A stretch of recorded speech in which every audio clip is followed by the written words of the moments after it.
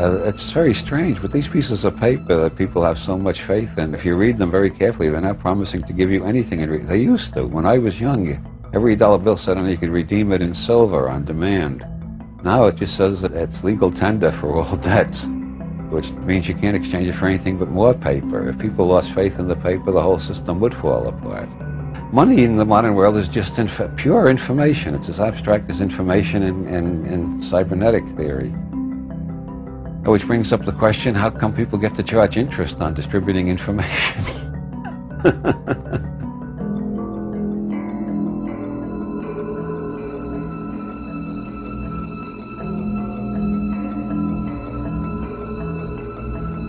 I divorced myself from the human race a long time ago, and from this culture, this nation, because I think the human race has chosen to organize itself poorly.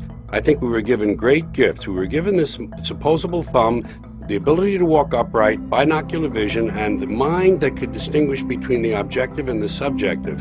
And we have been diverted with toys and gizmos from our lives being stolen from us in this country. I found that by divorcing myself emotionally from any interest in a certain outcome, without being a cheerleader for a result, I could detach myself emotionally and be more of an objective writer.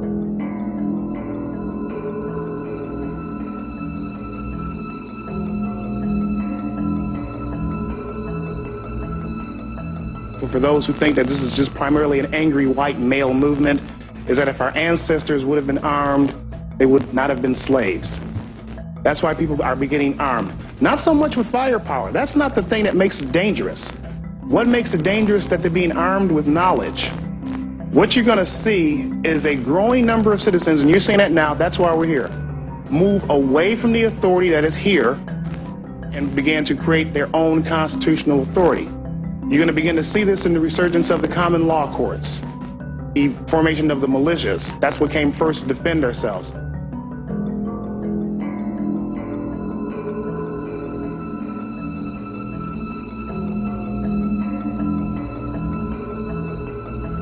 Religion is always in the control business, and that's something people don't really understand. It's in the guilt-producing control business.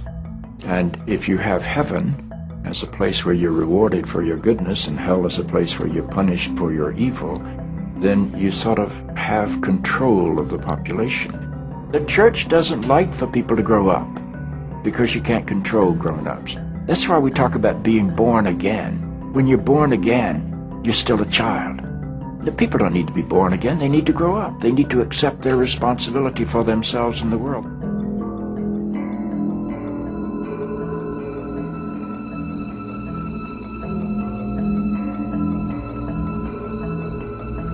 This is the real news about a century. It was highly feasible to take care of all of humanity at a higher standard of living than anybody has ever experienced or dreamt of, to do so without having anybody profit at the expense of another, so everybody can enjoy the whole earth. The scientists have said it's necessary. The scientists say very clear, you could make the world work and take care of 100% of humanity at a higher standard of living than anybody has ever known, despite an increasing population, but you can't do it with the barriers any more than you can try to run the human organism with a wall between the ear and the eye and the stomach.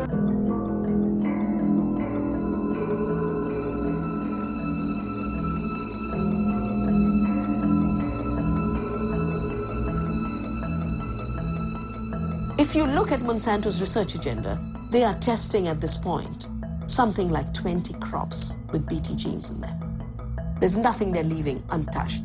Once they have established the norm that seed can be owned as their property, royalties can be collected, we will depend on them for every seed we grow, of every crop we grow. If they control seed, they control food, they know it, it's strategic, it's more powerful than bombs, it's more powerful than guns. This is the best way to control the populations of the world.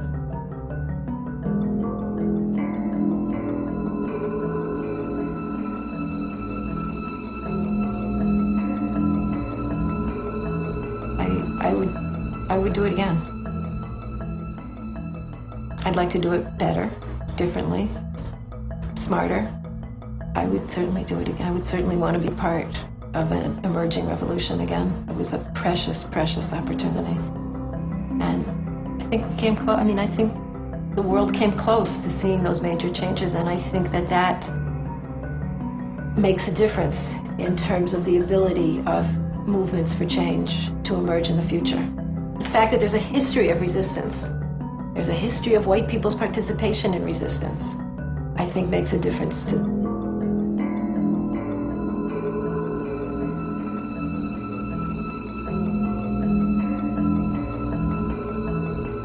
There really is no they, I really believe. I mean, there are obviously they in a temporal sense. There's an arrogant group of people that have maintained power for long periods of time. They continue to do so. But we still support that. There's really only us. And as long as we focus on the they, on a cognitive level, on a psychic level, so to speak, they will always exist. So that's one of the more cataclysmic things that people don't really realize on the fundamental level, that there really is no they. So those, I don't advocate activists that can perpetuate this, we have to battle the New World Order or battle this and that. They don't really get it, as far as I'm concerned.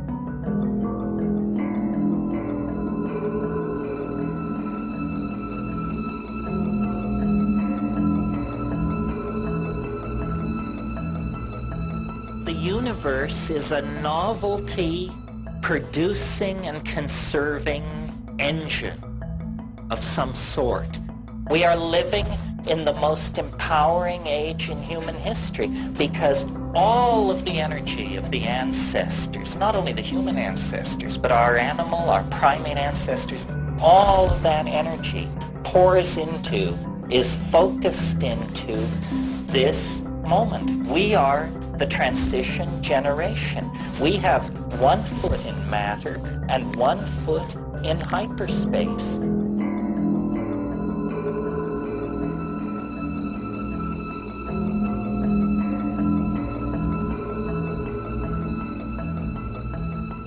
Why was no one fired? And not only that, let's say the worst scenario is true, and this was a case of like the Reichstag fire of Germany. Well then, shouldn't many important people in this country be going to jail? Well, the United States' ego won't let that happen, will they?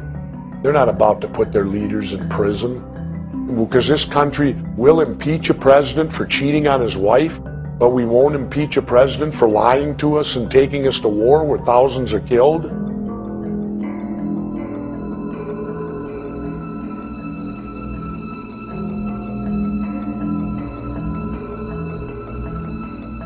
What would we do if we didn't have to work all the time? The answer to the new question, what is human life about? What are we going to do with all this time? Up until this time, you've had to work.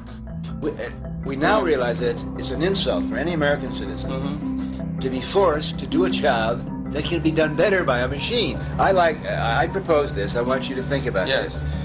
Let's realize that work is something done by robots. So the new motto becomes, robots work, human beings perform.